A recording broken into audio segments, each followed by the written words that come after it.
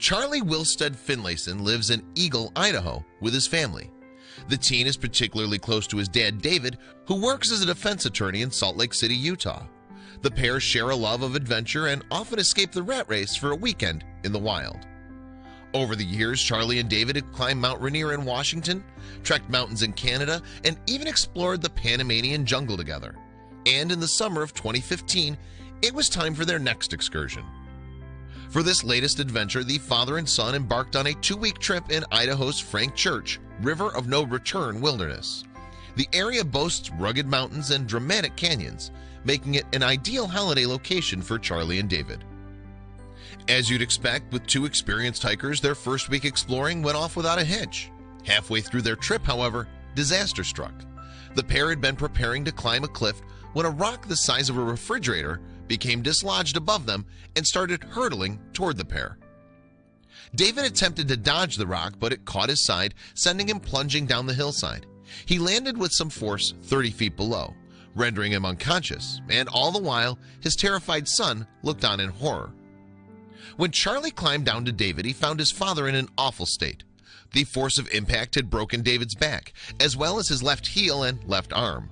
It had also left a deep cut across his shin, revealing the bone beneath. Understandably, it was a harrowing sight for the then 13-year-old Charlie. "I saw him lying there and I was pretty scared," the teenager subsequently told People, "but after a minute I realized I would have to calm down or I'd make the situation worse.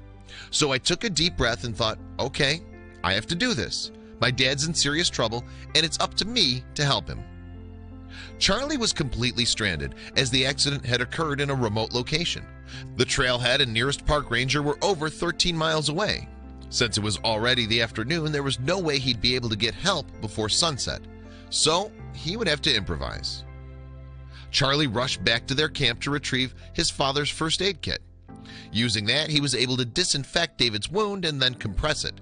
He subsequently collected his and his dad's sleeping bags to protect them from the elements during the night.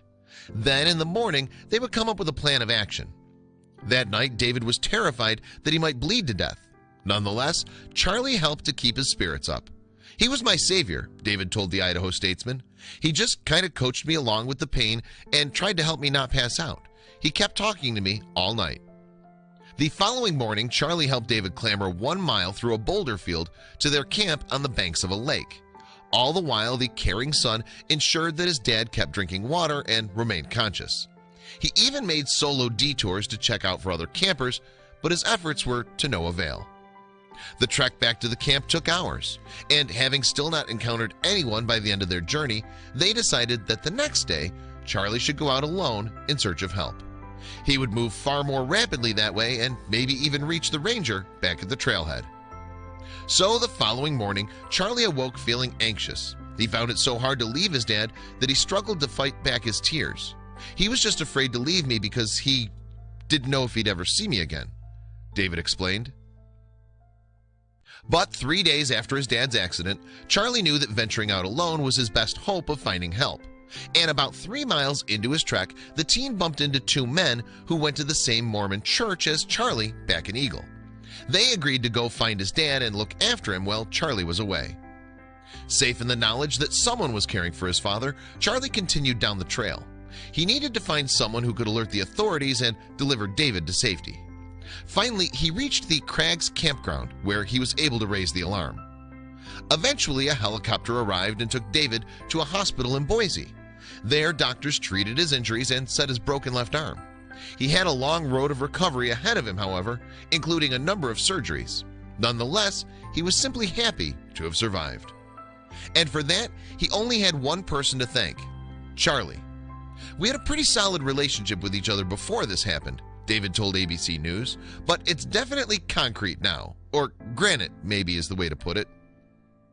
And when Charlie returned to Eagle Middle School after his summer break, he found himself the center of attention. News of his epic feat had gotten around, and his classmates wanted to hear all about it from the 8th grader. But despite all the praise that he received, Charlie denied that he was any kind of hero. "I just did what I had to do," he told People. "I don't feel like I need all this attention. Anybody would have done the same thing. We're going to go on another trip once my dad is healed, but it won't be in the mountains this time. We're thinking we might go to Hawaii."